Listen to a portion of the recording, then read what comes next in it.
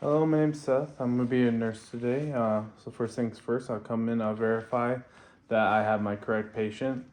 I see I have Jane Doe on the name tape. All right, got Jane Doe here. I'll verify with mom this is correct. This is her baby. It is. Okay. All right. So first, make sure I do sanitizer. Put my gloves on, and I broke them already. But just make sure I put my gloves on. Alright, so first thing up is I'd make sure I do my APGAR. So I see my baby's appearance, so pink, so that's 2 points there. They are grimacing, they are crying loudly and healthily, so it's 2 there. Their pulse, let me just feel real quick.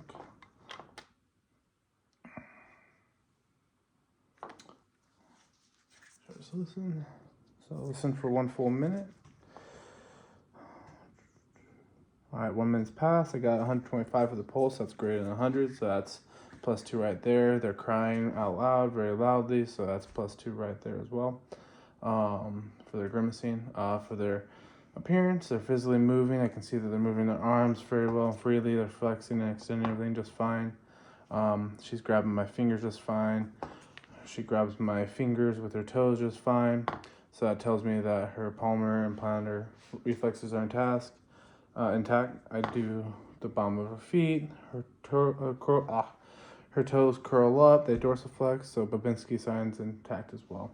So baby's all good there. So that's another +2. So I got a 10 on that. So my baby's great. I want anywhere between a 7 and 10 for my APGAR. I'll do it 1 minute after birth, 5 minutes, and then 10 minutes if I had to do any kind of resuscitation. Now I'm going to go into assessing my baby's skin. So I'm just looking at my baby's skin, looking at the color. I see my baby's nice and pink, so I don't see any kind of cyanosis or anything like that. So no bluing of the skin. Her extremities are fine, no blue there. I don't see any kind of lanugo on my baby. Baby is fine there. I see some Vernus caseosa in her folds, which is fine. We'll just leave it there. If anything, we can just rub it in because it's a good moisturizer for the skin. No milia across her nose. She's good there. If I saw any, I would notify the parents about it. That it's fine, completely normal. And then with pigmentation, no kind of jaundice or anything noted. So my baby's doing good there. So next off, I'm gonna get my baby's weight. So I put her on a scale. I got my baby at 3,000 grams. And then next up is I would get my baby's length. So I'd use my handy dandy little measuring tape here. I go from the top of the head to the heel. And from top of the head to heel, I got 48 centimeters. So I got a nice big baby. Then I'd make sure to do my baby's head circumference. So I bring my baby's head up a little bit from the back, go all the way around the front. And then I got 31 for the head, and then I come around to my baby's chest. Baby's chest will be go across the nipple line. I got 29. Then I do umbilical. I do right above the umbilical cord. And I got 28 for that. All right. So I got my baby all measured out and everything like that. So that's a big key thing we want after birth. So now I can go into assessing my baby's head. Just looking at my baby's head, I see her eyes symmetrical, ears are symmetrical, in line. Nothing is lower than normal. Nose is midline. I'm also looking, there's no kind of deformities to be noted. I'm gonna look at my baby's head. I look at my baby's head. I see that she has 2 fontanelles, anterior and posterior. Both are just nice and flat. No bulging or depressions with her fontanelles, so that's good there. I don't see any kind of molding of, a little bit of molding of the head because she's a new baby, but nothing abnormal. And then also head control. My baby is able to move her head back and forth just fine. If I press on her cheek right here, I notice that she turns towards it, so she has that rooting reflex. And then also she was able to breastfeed immediately after birth, so my baby's sucking reflex was just fine. And then also, I do note that baby got worried, baby jolted, so my baby's moral reflex is intact as well. She's able to jolt and is worried there. So then next I'm going to go into assessing my baby's eyes. So I look at my baby's eyes. Like I said, they're midline. I see my baby's pupils are reactive to the light. All right, so they're equal, round, reactive to the light. And then also looking at my baby's sclera, they're white, no kind of jaundice or redness in the eyes, no kind of discharge also noted from my baby's eyes. Conjunctiva, nice and pink. And then also, I'll now go to my baby's ears. Baby's ears are midline. No kind of deformities or discharge coming from the ears. Hearing test would be done around 12 hours after birth, so that would be done then. And then also, I'll now go in to do my baby's assessment of her nose. I see my baby's nose is midline. It's patent. I'm able to press one nostril, it goes breathe in and out, other nostril in and out. I'm using my light to look up. I see that she has a symptom intact. So she's good there. Now I look at my baby's lips, her gums. I know that they're pink. No kind of redness, swelling, or anything like that going on there. I look at my baby's mouth. It's nice and pink in there. No kind of discharge or anything. Tongue is normal size, not large or taking up all the mouth. I know that my baby's palate is intact. No kind of cleft lip as well. And that her phrenum is right there intact as well underneath her tongue. Now I look at my baby's neck. My baby's neck is nice and midline, straight, nice and chunky because she's newborn. Trachea's midline is intact. And then also my baby's clavicles, when I press down, no kind of pain or anything for my baby when I do that. My baby's chest, I already measured it, is good. Chest is symmetrical, rise and fall on both sides. I note that there's no kind of discharge coming from the nipples. Nipples are midline. No offsets there. Breast buds are normal after birth. And then I'll really quick listen to heart sounds.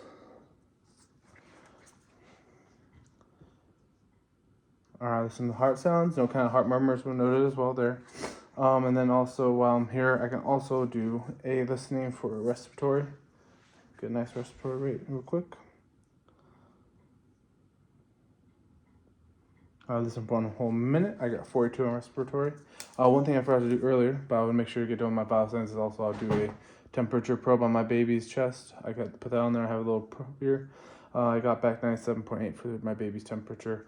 If I wasn't able to get that, I'll try axillary. If not axillary, and we knew that the anus was intact and there's nothing, no kind of perforations, anything, we could do a rectal temperature if we really need it, but not in this case.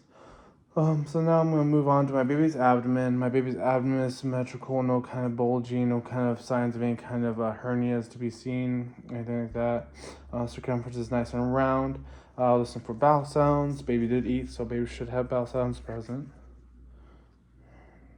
Yep, I hear some gurgling in all her quadrants, so baby's bowel sounds are present.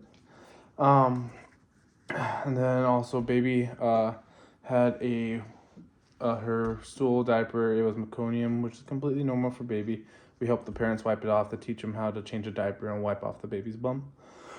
And then now we're going to move into my baby's genitalia. So I know that my baby, my little girl, I see that she has her labia is intact, no kind of discharge coming from the vagina. I can see her urethra and her vaginal opening. Urinary output, baby had 1 wet diaper. So that's what we're going so far. It's just a good sign that baby is taking milk and that we're doing good there. And then, so we go into my baby's extremities. She's able to move her extremities up and down just fine. I move my baby's legs up, out, down. No clicking of the hips, that's good. Shoulders are fine. Movement is fine. And then symmetrical for appendages, extremities, and then also 10 fingers and 10 toes, and no webbing noted on her fingers or toes. Then really quick, I'll check my baby's brachial pulses. They're nice and strong. All right, now next I'm going to check my baby's back. Just look at my baby's back. I'll hold her head, showing that. I know my baby's spine is midline. There's no kind of openings or anything, no signs of spinal bifida or anything like that. And then I've already done my baby's rooting, sucking, Palmer, plantar, Babinski, Moro reflexes. I'll do my baby's tonic reflex, or tonic neck reflex, where my baby turns aside, head comes out, and she do vice versa, flexes arm towards the head, and then opposite arm goes out. Baby's tonic reflexes is great. Now for breastfeeding, I just make sure to teach my mama about breastfeeding, making sure that she changes breasts at least every 15 minutes when feeding. 15 to 20 minutes, just depending on feeding, and make sure she tracks what brush she's using. That way she always switches from one to the other. To not feel discouraged after birth if they don't take right away, or if she feels like she's not secreting enough milk, because it just takes time. when the body has that stimulation, it'll start to secrete more and more milk and be more and more let down. Just make sure my mom knows what the signs of like a full baby is, or the signs my baby's drinking is like she'll see the baby drinking, like she'll see the swallowing reflex, and then also maybe even see the ears kind of move a little bit, which is showing that the jaw's moving and working to get the milk in. If they have any questions or feel like they don't feel confident with it, I can get a lactation consultant and have a specialist come in and talk to my new mom. And then also making sure that if they choose a bottle feed, giving them proper teaching on bottle feeding, making sure that, they have the head slightly tilted, making sure the bottle isn't completely parallel but not completely straight up, just so that way baby doesn't get a lot of bubbles in, because if your baby gets a lot of bubbles, you have to burp them and they can be very angry with that.